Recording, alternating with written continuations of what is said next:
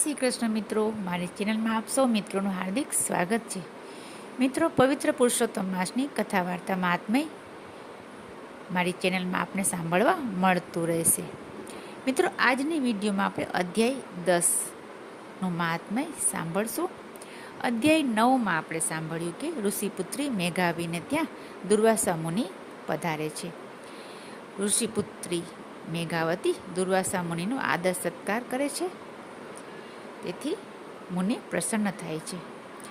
ત્યાર પછી મેઘાવતી દુર્વાસા મુનિને પૂછે છે કે હે ઋષિ, માને કોઈ યોગ્ય યુવક પાણી ગ્રહણ કરે તે માટેનો કોઈ ઉપાય જણાવો. ત્યારે દુર્વાસા મુનિ તેને આગળ ઉપાય જણાવે છે.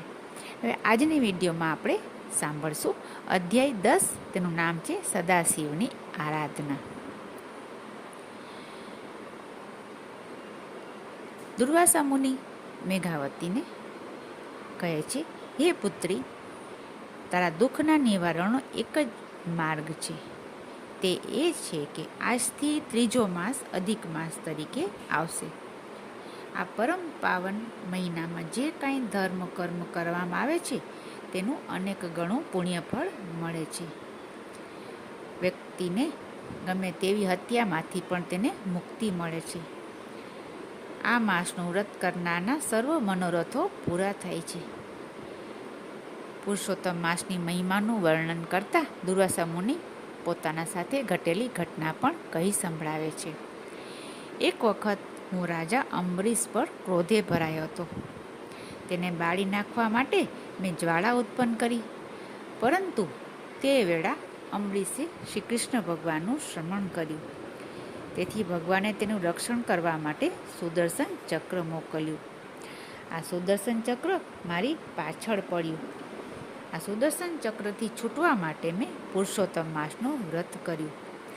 આ પુરુષોત્તમ માસના વ્રત કરવાના પ્રભાવથી મને તેમાંથી છુટકારો મળ્યો. આવી રીતે દુર્વાસા મુનિ પુરુષોત્તમ માસનું મહાત્મય જણાવે છે. મિત્રો, પુરુષોત્તમ માસનું મહિમાનું જાણે અજાણે આદર કે અનાદર કરવાથી તેનું ફળ મનુષ્યને ચોક્કસ આ જન્મ કે આવતા જન્મમાં મળે છે. તે આ કથાનો સાર છે. હવે દુર્વાસા મુનિના મુખે પુરુષોત્તમ માસનું મહિમાની વર્ણન સાંભળીને મેઘાવતી બોલી, હે મહર્ષિ, આ પૃથ્વી ઉપર તો શિવ, પાર્વતી, ગણપતિ અને સૂર્ય જેવા સાક્ષાત દેવો છે. તો શું આ દેવો આપણી ઈચ્છા પૂરી નથી કરી શકતા? આપ બધા જ મહિનાઓમાં પુરુષોત્તમ માસને શ્રેષ્ઠ કેમ કહો છો? તેથી મને ખૂબ જ નવાઈ લાગે છે. હું તો સર્વ દેવોમાં પણ ભગવાન શંકરને જ મહાદેવ માનું છું, પરંતુ આપ તો મળ માસના જ વખાણ કરો છો. તેથી મને નવાઈ લાગે છે.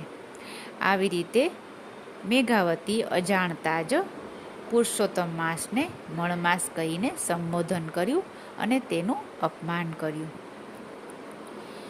મેઘાવતીના વચનો સાંભળી દુર્વાસા મુનિ તો ક્રોધથી લાલચોળ બની ગયા. પણ પોતાને મિત્રની પુત્રી નિરાધાર હોવાથી તેને ક્રોધ કરવો ઉચિત લાગ્યો નહીં.